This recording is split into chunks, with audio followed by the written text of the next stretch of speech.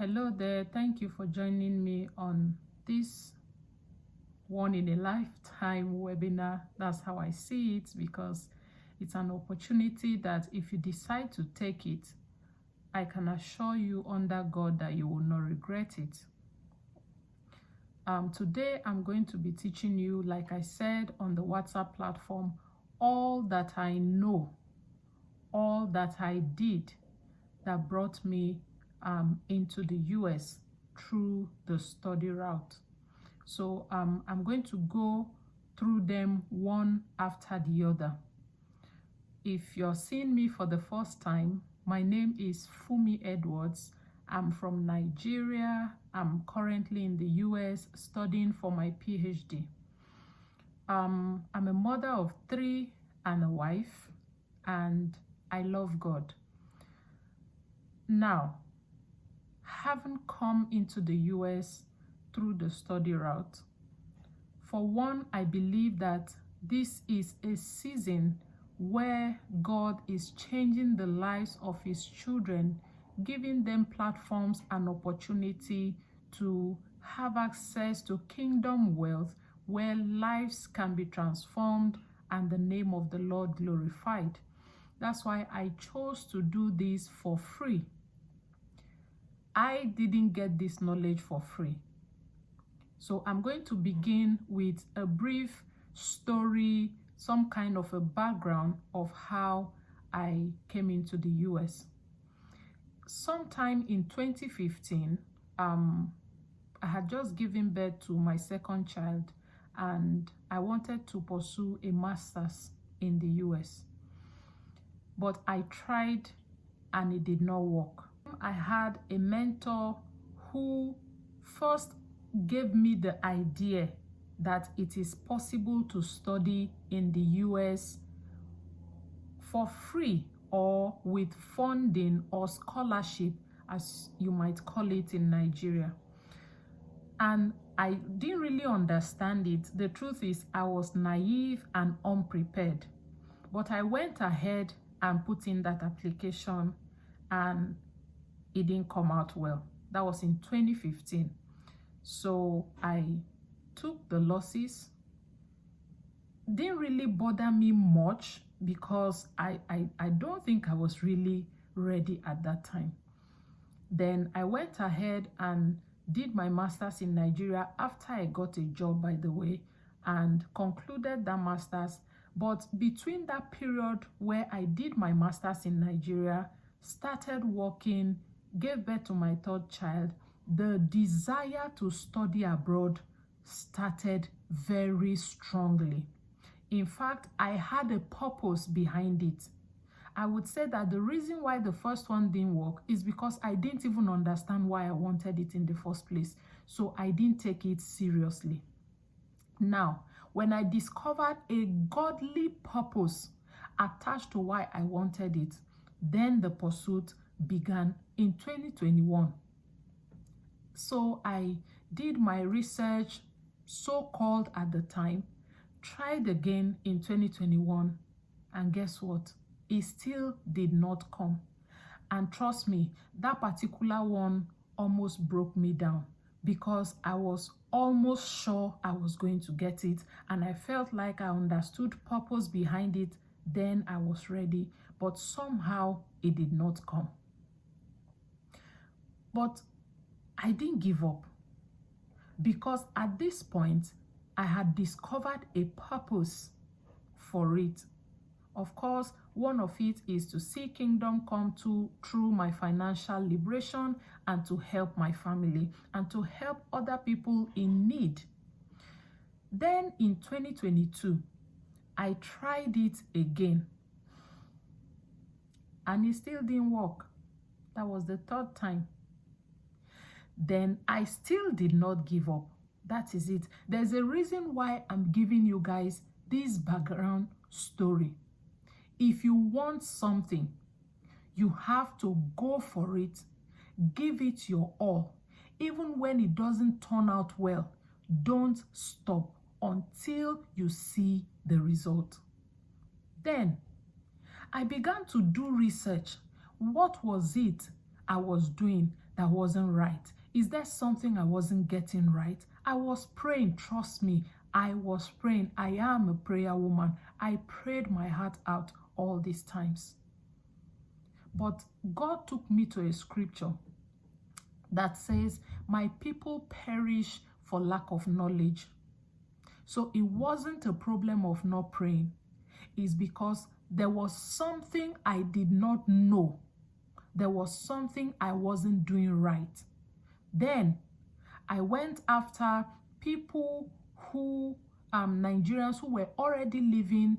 At the time, the person I discovered was living in Canada. But her webinars were not free. There were, I don't want to mention the name, okay, because this is my own content and I don't want to drag someone else into it. By the time I heard of her, she was selling her webinar for 35,000 naira. Guess what? I could not afford it. Yes, I could not raise 35,000 naira to pay for that webinar. Or somewhere inside of me, I felt like I was going to be throwing money away for something I wasn't sure of. It was after I applied for UK at the end of 2023, and it didn't work out well, that I told myself, whatever happens, that thing that people know, that I need to know to give me the needed success, I will save and I will pay for that thing. And I started saving. I remember I joined a contribution in my place of work where I was saving, I think, 3,000 naira. And I saved that money, took that money, and guess what? When it was time for me to pay for it, the price had gone up to 50,000 naira. Now, why was it going up? It's because of the value that it was creating for people. People were using it and they were seeing results. And on Facebook, this lady was posting testimonies of people that were using her webinar or her program. It was remaining 5,000 naira. I still did not have the complete 50,000. It was 45,000 naira I could raise. Then I sent a message across. I said, please, the time I saw this thing, it was 30,000. Oh, now I have saved the money and I want to get it now. And they are saying it's 50,000. Please, what I have is 45,000. Can you help me? And she agreed and said, go ahead and pay 45,000. That was how I got, let me mention her name, Sheyi Obasi, Canada, Niger to Canada Japa system. It's an ebook. You can't download it. You can only open it and read it on the site. That way you are not able to copy and replicate it. You understand? You can only read it for yourself so that she doesn't go out of business. Trust me, Nigerians, we know ourselves. So I paid and that link open. Of all the things that I read from that woman's system, one thing stood out. And when I applied that one thing in 2023, I applied towards the end of 2023 and my admission came February 2024. I came into the US August 2024. So I am here today, notwithstanding whether I paid for this knowledge, because for me, I am giving God gratitude. 1. 2, when others rise, when other believers rise, by your wealth, kingdom will come. Lives will be transformed. Have I started making the money that I thought is in the US? Because we all think that there's money lying down here in the US. When you come, you just start picking. No. But I see opportunities. I see opportunities. I know that when my program is done, there are platforms and opportunities and networks that I would have gained by coming to the US that would open many other doors, not just for me, for people like you as well. This is why I am doing this. Now, I need you to know that the fact that mine didn't work, I failed up to 3 times and now got it the 4th time, doesn't mean you have to fail many times before you get it. But this is what I need you to know. Failure is not the end of it, okay? Come into this thing with the mindset of whether we make it or we don't make it, we will make it. The mindset of by fire, by force, I will make it. I will get this admission. I will travel abroad, notwithstanding the challenges. Not to talk of the stress of going through the process. Trust me, it is a stressful process. But if you are determined to succeed, that is the only time that you are going to succeed. If you give up on yourself even before you start, because as I'm going to be telling you the different processes involved, some of you will just be like, Kai, I know things are going to do this thing. No. If you give up on yourself, I'm sorry. And another thing, you see this race, you are most likely going to be running it alone. Like I told you guys, I'm married. Initially, trust me, my husband wasn't as supportive as I would expect him from the beginning. And it is not because he is a wicked person. It is because he didn't think it was possible. He did not think it was possible up until when I started showing him the prospects, and then he came into it fully to support me. Not everybody is going to support you, which means that this thing, you are not going to be telling people about it. You are just going to focus on doing it for yourself. If you are married here, yes, you tell your spouse, but please, if they don't give you the necessary support from the beginning, don't feel bad.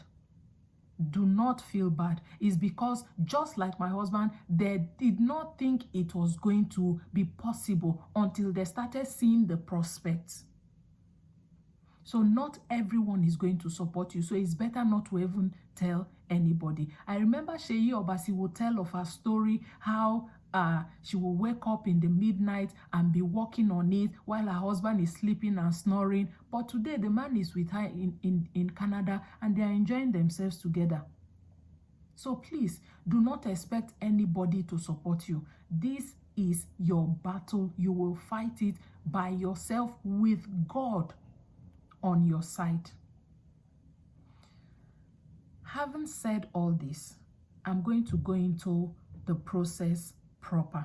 Now, if you want to study abroad, whether for master's or PhD, the first question you need to ask yourself is, what program do I want to go for? I think you should write this down, or you can always come back to this page. What program do I want to go in for? Now, 2 things would determine what answer you should give to yourself. What did I study in my first degree? It is what you study in your first degree that is going to determine what you should pursue for your master's or your PhD. Or, what job am I currently doing? Because, of course, we know that in Nigeria, what you study might not be what you practice, right? There are a lot of people who studied Christian religious studies and they are working inside the bank. Now, for such person, you will not be looking for a master's in Christian religious studies. You might be looking for a master's in business administration, a master's in accounting. So, either what you study as your first degree or your master's would determine what you want to come and pursue in the US or the job you are currently doing. Now, this is why you have to tailor your search based on these 2 criteria. 1, if, for example, let me use my situation. I studied English language as undergraduate program, right? Assuming I wasn't working. That means I'm going to be looking for masters in English, or masters in linguistics, or masters in literature, or masters in theater art, based on the background that I had in my undergraduate. Because when you submit your transcript, I'm going to come to that. One of the things they are going to be looking out for is, do you have experience? Do you have background experience in this field? That's why you want to take it. So you either have background experience by taking it as undergraduate or master's course, or you are working in that field and you need this degree to improve your work experience. Okay? The reason is that there are a lot. For example, I studied English, and boom, I'm not working in the bank. I'm not a business representative. I am not anything in the business line. And from English language, I jump and I want to go and do masters in business administration. It will be a conflicting information. One, you don't have undergraduate background in business administration. Two, you are not working in business field. So why do you want to do masters in business administration? It is going to give you red flag in the admission process. It is also going to give you red flag when you go to apply for your visa. Your admission is tied to your visa. So most people struggle and somehow they get admission, but they can't cross the visa stage because the visa officer cannot understand why you studied English and you are not working in a business field and you want to go and do masters in business administration because everybody said that's the one that is selling. Or you studied English and now you want to go and do artificial intelligence because you hear that that's what is booming. You don't have background in artificial intelligence. You don't have a job experience, a working experience in artificial intelligence, but you want to go and study artificial intelligence. Even if you get the admission, you will not get the visa. So please do not make that mistake. Ask yourself, Fumi, what background do I have? One, I have background in English language. So anything I'm looking for will have to rotate around English language. Or I have a teaching background. I was teaching in Nigeria before I came here. Okay, I have a teaching background, so I can look for anything around education. Maybe I can look for education administration because I have a teaching background. You see how related or connected your background and the program you are going to be looking out for are connected. The next thing, having determined what program you want to go for, is how to search for school. You see this one? I suffered. Hey, I suffered. The simplest way to do it is to use Google. Like, yes, the Google that you know, yes. But the question now is, what are you now going to be searching for on Google? I will always use my case as an example, and then you relate it with your peculiar situation, okay? Now, if I want to go for masters in English, what I would do is, on Google, you will say, Masters in English USA with funding. Schools offering Masters in English with funding. Don't forget, one of the things that is important here is to teach you how to get it with funding. My papa and my mama no be millionaire, or my husband no be billionaire. Now, I won't put them now. Now me carve my toningari stick by myself. So you know that you cannot do this thing unless you have funding. And the reason why it is difficult is because you are looking for funding. If you have the money, trust me, apply to any school, they will give you as long as you are going to pay your school fees. But this one that comes with funding, you will do the work to earn it. Now, if you Google Masters in English USA with funding, list of schools are going to come up. This is where the work begins. Whether you want to continue or you want to give up, it is now that you begin to tell yourself all that you have learned about diligence, consistency, and determination. You will now start clicking on those schools one after the other. University of Michigan, click it. Go to the website. Check for Masters in English. Sometimes you see MA English. Now, the confusion is some schools might not have their program as English. Some might have it as linguistics. Some might have it as composition, rhetoric, literature. It is your responsibility to click and enter the program and see whether what they are doing is related to what you want to do. Now, like in my own case, when I was searching for masters in English, almost all the English programs I came across, there were literature. Although I had a background in literature, but I wasn't looking at coming to do anything in literature. I wanted to focus on language, linguistics, okay? So if you click a program, first check what the mission or the vision of or the description of the department, what they are doing. If it is what is directly related to the program that you are looking for, then you have found one. Please always have pen and paper. Carry pen, write the name of that school and keep. Move to the next one. So dedicate time. My own time that I dedicated, that I learned from Seyi Obasi, is 10 to 1. 10 p.m. to 1 a.m. every single day. Yes. So most times I will pray from 9 to 10, and then from 10, I'm on my phone. On my phone, every single data I was buying at that time was to enable me search for one thing or the other concerning what I was looking for. Then you will go to that program. Now, when you find a program that relates to your program that you are interested in, the next thing you are going to look out for is what is their application requirement.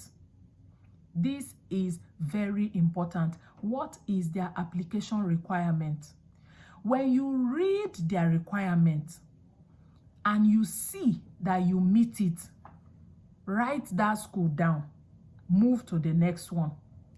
The moment you see that you do not meet the requirement of a school, please move on to the next one. Do not ever make the mistake of applying to a school that you do not meet their requirement, no matter what happens, because here the admission is done, the consideration is holistic.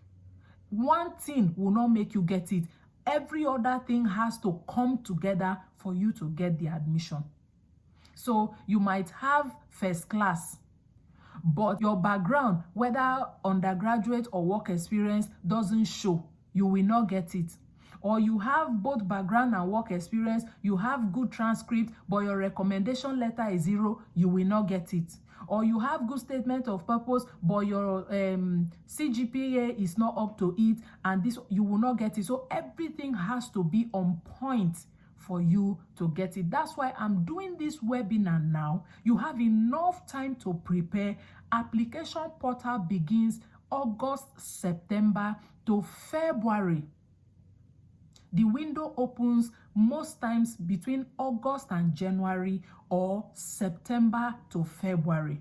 But now is the time to start to prepare. When that time comes, you will understand why I did this webinar in March and not in August, because there are a lot of things you need to put in order before the time for application. Now, there's something called IELTS, the English Proficiency Exams. At that time, it was about 100,000 naira. I didn't have the money, so I wasn't even going to look at it. So what I did is, every school that had that as a requirement, no matter how good your program is or relates to what I'm doing, I skip you, because I know that that alone will make me not get the admission. So if you have the money to write the English proficiency exams, please go ahead and write it. If you have money to write what they call GRE, for those of you in science, maths, and all those, go ahead and write it. But if you don't have money to write either the English proficiency exams or the GRE, that means you are going to be looking for schools that are waiving those requirements. Nigeria, God has been helping us. Most schools do waive the English proficiency for Nigerians. So even if you find a school that says that you need it, you can message or email the program coordinator or the admission office, tell them you are a Nigerian and English is your first language.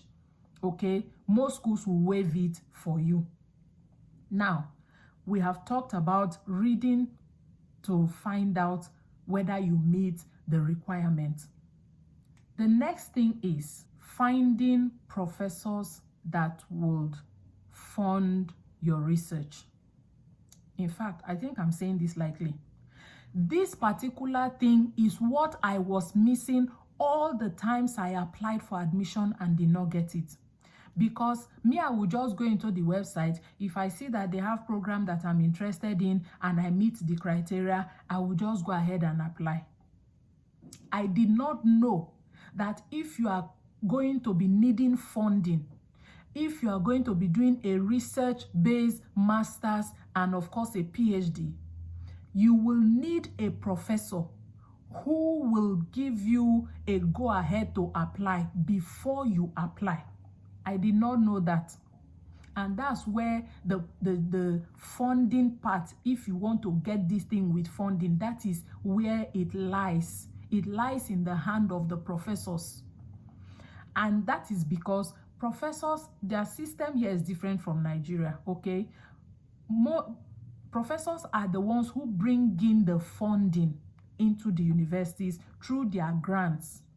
Professors apply for grants and they are given grants. It is these grants that they use to fund their graduate students and the department.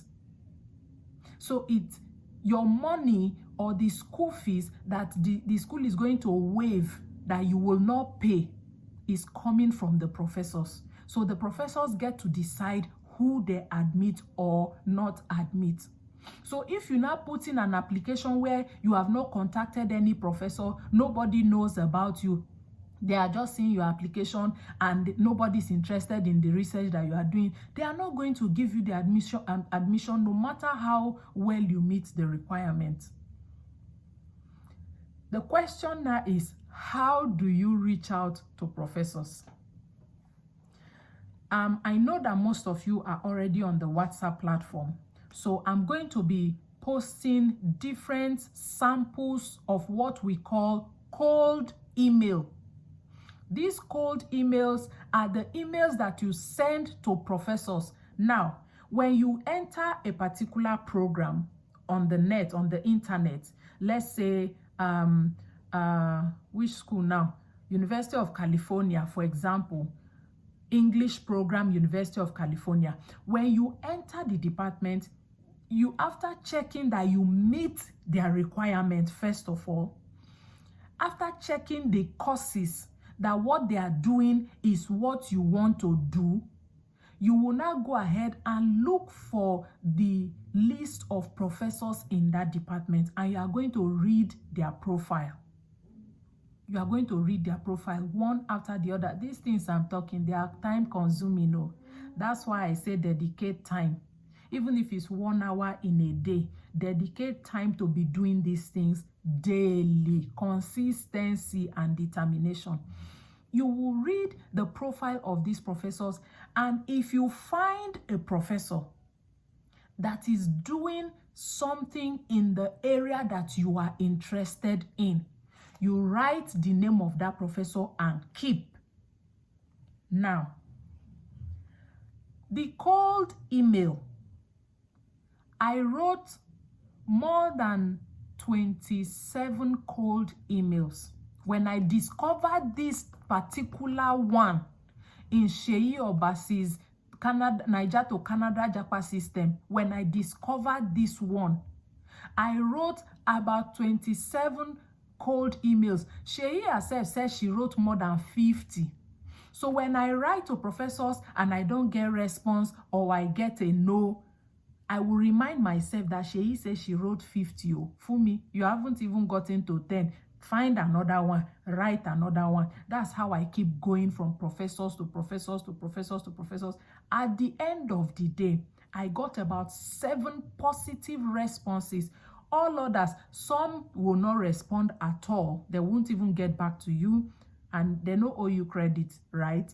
Some would respond and say, no, they are either not interested in your research, or they are on sabbatical leave, or they are no longer doing that type of research. They have moved to another type of research, or they don't have funding at the time. But trust me, you will still find a few that will respond positively, just like they did in my own case. Now, some of them will request for interview. Yes, some will be like, okay, I like what you have written. Let's meet you in person, ask you some questions, and see if you can defend what you have sent to us. Okay, so I had 2 interviews at that time. Yeah, one female, one male professors in the US. So they will fix a Zoom meeting with you, and they are not there to cut off your neck. They just want to know if you can defend what you have written. So they will ask you, what are your background? What have you been doing in that area? What do you intend to do? What are your expectations? All those things. So that when they sit to have that decision making for admission, it is the professor that will say, I am interested in this student. I want to work with this student. My brother and sister, that's how you get the admission. No? So if you joke with your email, the cold email that you are sending to your professor, you are joking with the admission decision. Now, like I said, everything has to be holistic. If you contact a professor, for example, and they say, yes, go ahead and apply, they are interested in your research, but you don't meet up the requirements, other requirements, there's nothing the professor can do for you. You see why everything has to be on point. You meeting the requirements, you getting a professor on your side. This is how you get admission in the US or in Canada with funding. Now, the reason why I am not mentioning the UK is because most UK schools, if you apply, you will get the admission like this, but they don't have funding. And you know how you know what UK pound is talking right now. You can't afford it. I'm sorry. I could not afford it. If you can, please go ahead and apply for your master's or your PhD in the UK, pay your fees. But if you need the funding, that is why I'm taking my time to make this explanation. It has to be US or Canada. So for me, I think I got 3 places in Canada, and I got 4 places to apply in the US. But guess what? I could not apply to them all because I didn't have money for application fee. That's another thing. You have to start saving now. Any market where you want sell, godly market, I beg, sell, save. If you're earning salary, start saving now. Dollar is not smiling. Naira has become so useless that only God will help us in Nigeria. So you have to start saving now, so that when that time comes, you would have saved enough to pay for your application fee. And it is advisable that you apply to at least 3 schools. People used to apply to 7, 6, 8 schools at once if they have the money to. But at least apply to 3 schools. And let these 3 schools be schools that you meet their requirements, and you have a professor who has said, go ahead and apply. This is how you kill the bird. This is how you kill the bird. Now, what are these application requirements? When you enter the school program or their website, you will see them. But let me just mention it so that you know what you are looking for as you begin your search. Your transcript is number 1. I don't know how I want to explain transcript. I beg, if you get first degree and you get masters, you don't know what in transcript be. I'm sorry, I don't know the kind of school where you go. Your transcript is number 1. Number 2, recommendation letters. Most schools will ask for 3 recommendation letters, and they have to be from your former professors or lecturers. Former lecturers One has to be your supervisor, the person that supervises your project. They appreciate it if your supervisor writes a recommendation letter, and then any other 2 lecturers in your department.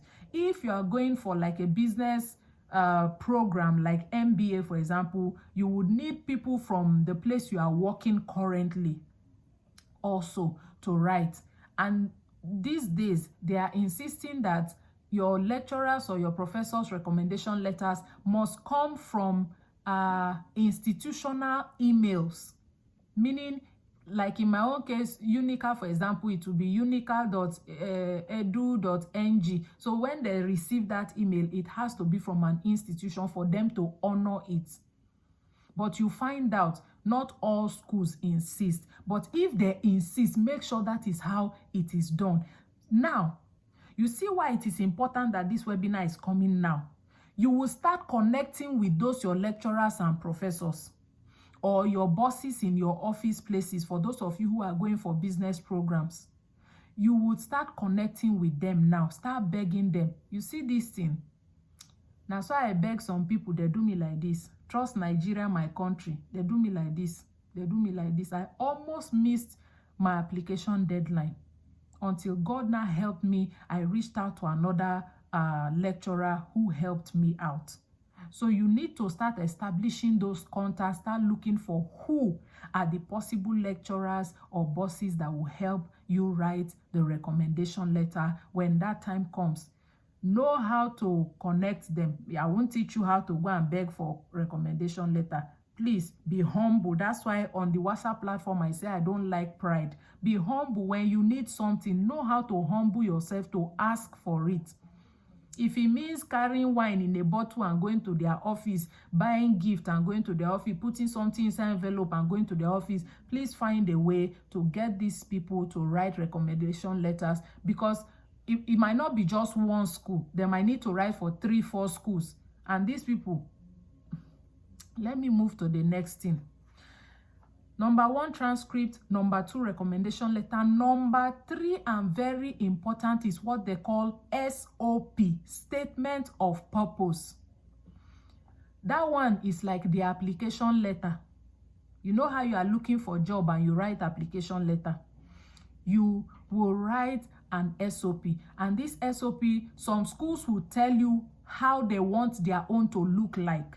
So when you are reading requirements, when you get to SOP, pay attention to what the department is asking for. You will not write one SOP and send it to 3 schools.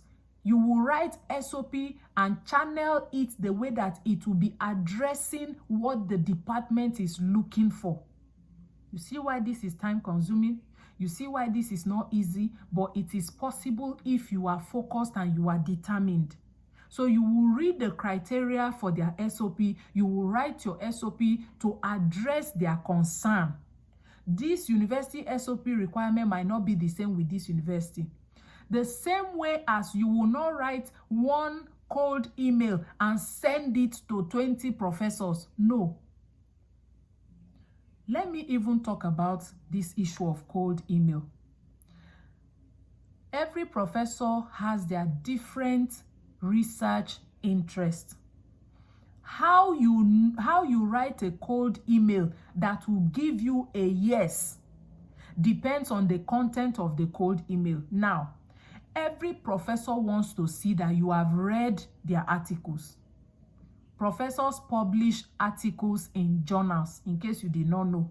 So the statement of purpose is where you show them that you have read their research and you want to do something related to what they are doing.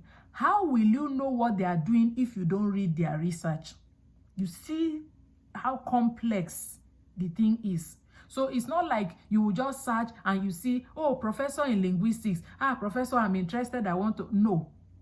You will read at least 3 of their article publications. And these articles, they are boring. Know it now and prepare your mind to make it interesting for yourself. You will read their research, note what they are researching about. so that when you are writing your cold email, you are making reference to something that they have done or published before, and you are connecting your own research to what they are doing. I think this is the most difficult part of this, you know. Yes. Picking at least three article publication of professors, sitting down, reading them, taking notes, and then writing a cold email that will show that you have read their work and you want to work with them at your graduate level. Do you understand? I'm going to open the WhatsApp platform. Please, you can drop your questions here as you are watching so that you don't forget it. But you can also drop your questions on the WhatsApp platform. I'm going to compile all the questions and I will make another video to address these questions. Okay? So for now, I'm just going to keep talking while you write down questions or concerns. This is how to contact the professor. Read their articles, understand their area of research, tailor your area of research to connect with what they are doing, and then send them an email asking them to supervise your research. If they say, yes, they are interested in your research, apply. That is when you can go ahead and apply. That is, of course, if you meet the application requirement. This is how it works. Then some departments will ask for the IELTS, some will ask for GRE. If you know you don't have money to pay for those, avoid such programs and go for programs that you know that they are not asking for those things. Let me do a recap. Number one, ask yourself, what program am I going for? Based on my first degree or master's background, or based on my work experience. When you determine what you want to do, you now start searching for schools on Google. Now, when I searched for English, I wasn't seeing what I wanted, and I started searching for rhetoric and composition, applied linguistics, you know. And then after that, when you come across schools that have funding, now, some schools will state it that if we admit you as master's and PhD program, you have automatic funding. Those are the schools you should go for. Those ones that state that they have automatic funding. But if you come across a school and you meet the requirements and they don't have information about funding, you can go ahead and send the graduate chair. They have their graduate coordinator. Okay, send them message telling them that I am blah blah blah, I want to study blah blah blah in your department, I want to ask if you have funding. Ask the question. Here they say who they ask question no they miss road. They appreciate it when you ask questions so that you don't miss road. Now for Nigeria now, when person they ask question, would they look and like mumu? Here it is very okay to ask questions so that you don't miss your way. So if the person replies you that yes, we have funding, or no, we don't have funding, you know whether you want to continue or not. Like I said, determine what program you want to do. Go ahead and search for the programs, look out for the requirements, check for professors in the field who are doing what you are interested in. Do further research on these professors and their research interests by reading some of their articles and contacting them through the cold email. Based on the responses you get, start putting your documents together, your transcripts. You will apply for transcript through your schools and your schools will send it to them. Some schools accept unofficial transcript, meaning the one that you can print from your school directly and send to them, or some schools don't accept unofficial one. That means your school will have to send it. This thing I'm telling you, I apply for transcript, the thing lost 2 times. Yes, it lost 2 times. Now the third one, God can't help me. So be careful. This thing that you are going to be applying for. I want to believe that most of the people watching me right now are believers, based on what I saw on the WhatsApp platform. It's a spiritual and a physical battle. It is spiritually in the sense that the devil doesn't want you to go abroad. Yes, because of the opportunities you are going to have when you go. It is intellectual or physical because there's a lot of work. Sometimes it gets frustrating. I cried many times. Oh, that one is a normal thing. When I cry, I clean my eyes. I continue from where I stopped because I heard Sheyi talk about how she cried. So sometimes you can get really worn out. You can get frustrated, especially when you are sending professors cold emails and you're not getting good responses. Trust me, it's frustrating. But if you know the right thing to do before you do the contacting, you will not get too many rejections. Okay, you have to be strategic. Do not contact a professor whose research you have not read. Do not contact a professor who is not doing something related to what you want to do. That's how they are here. It's not like in Nigeria where a professor of directing is supervising a professor of a student who is doing production. No. If the professor is not in directing and you are in directing, they will not supervise you. That means you cannot apply. If a professor is a professor of applied linguistics, even inside applied linguistics, it is still divided. There's English as a second language, there's discourse analysis, there is this one, there is that one, there's conversational analysis. So it has to be something directly connected to what the professor is doing before they can give you the go-ahead to apply. That's why you need to read their research and understand what they are doing and the type of research that they are interested in. I hope I've done all that I need to do. Like I said, the WhatsApp platform will be opened. Please drop your questions in the comment section. Let me know where you are watching from, okay? When you hit the like button, make some comments. The YouTube algorithm is going to push this out to as many other people who are looking for this same opportunity. So please like, comment, tell me where you are watching from, drop your questions. If you're on the WhatsApp group, drop your questions. I will go through the questions and I will find another time to do a Q&A session where I'm going to be answering all the questions that you guys have for me. Any concerns at all that you have, I will address it in the question. If there's anything else that I need to say that I have not said, it will also come into that video where I do the Q&A. Thank you so much for joining this webinar. If you don't give up, trust me, by next year you will be in America. And I prophetically declare this. Anyone who is going to be diligent in carrying out all that I have said, everyone who is going to pay the price of doing the work, the Holy Spirit will color your efforts and will give you breakthrough in the name of Jesus. Thank you for watching. Have a good night rest. Bye.